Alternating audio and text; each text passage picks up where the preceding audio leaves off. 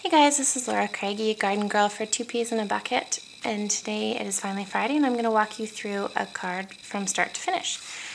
I'm starting off with a craft card base. This is 3 inches by 5.5 inches, and I've cut a piece of green chevron paper here. This is from the Holly Jolly Christmas Collection by Echo Park, and I've cut it just slightly smaller than the card base we're starting off with. And I'm going to go ahead and round the corners on everything before I adhere it to the card. Now that I've got that centered, I'm going to take the card to my sewing machine and I'm going to do a really simple perimeter stitch around the card, probably in white, maybe in green, and I think that'll just give it a little finished touch. Okay, so I've got the stitching down on the edge of the card, and I'm going to work on the sentiment next. I'm going to just use a piece of craft cardstock to match the card base, and I'm going to, for the sentiment, I'm going to use an embossing folder.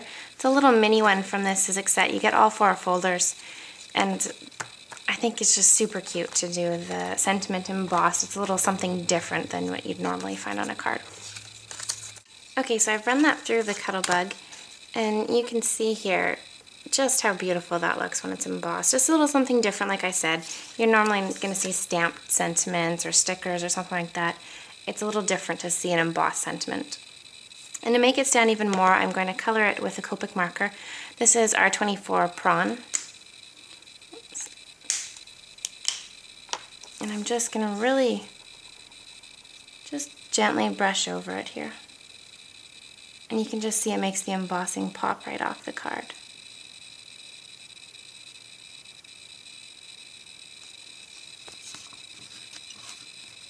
Okay, so I've got the sentiment fully colored. You can see that there. The one bit of advice I have is if you're using the Copic markers, they do tend to bleed a little bit, so just have a light touch, don't be heavy-handed on it, or you might have to do it again.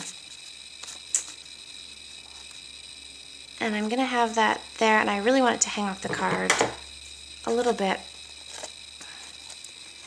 I'll probably just cut a little notch in it. I eyeball these things. I could measure it, I just can't particularly be bothered. I think that's, close enough. I'm going to adhere it to the card front with some adhesive foam here. Okay, so I'm going to slightly center it, maybe a little bit closer to the bottom. That's about where I want it.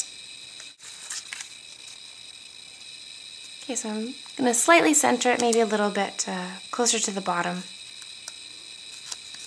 That's about where I want it. And what I'm going to add to the card next are some beautiful craft snowflakes. These are from Maya Road and they come in a set here. You get 6 designs with 18 different pieces. I'm going to use some of the smaller ones here. Maybe probably those 2. Those away. I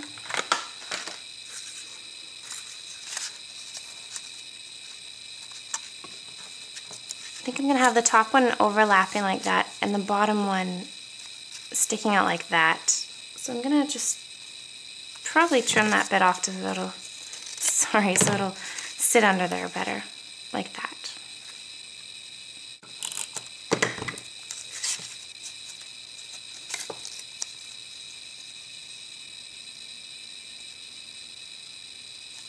Like that.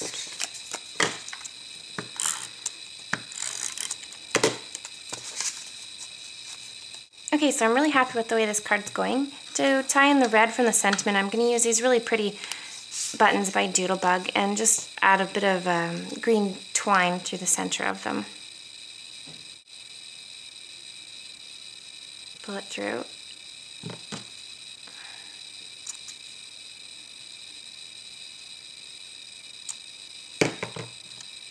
And then I usually use glue dots to adhere my buttons.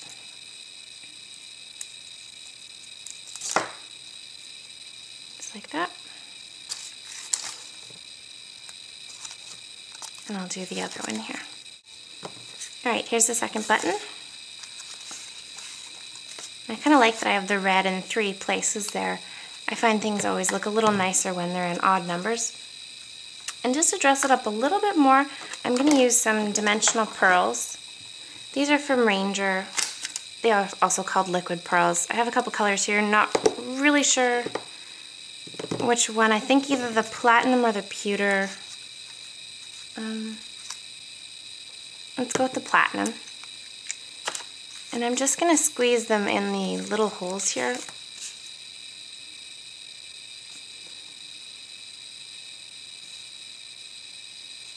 A little heavy-handed on the first one there, but I'm not going to worry about it.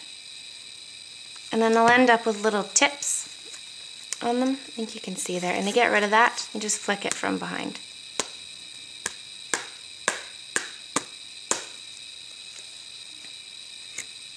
And you can see it just softens them out. And we'll do those maybe in the big ones on the other snowflake here.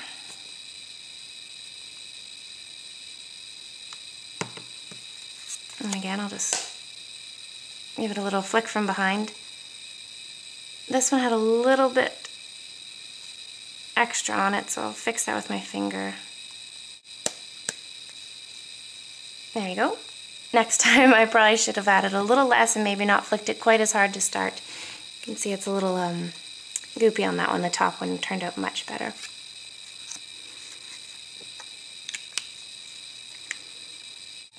Alright, the card's almost done. The last thing I'm going to do is use a little gel pen and just outline the little banner piece that the sentiment's on, just so it kind of pops off the craft card base there. And I should have done that before I added the adhesive. It makes it a little bit harder to do, but I think it's going to be okay. Alright guys, so I think that's it. You can see what the little gel pen did there.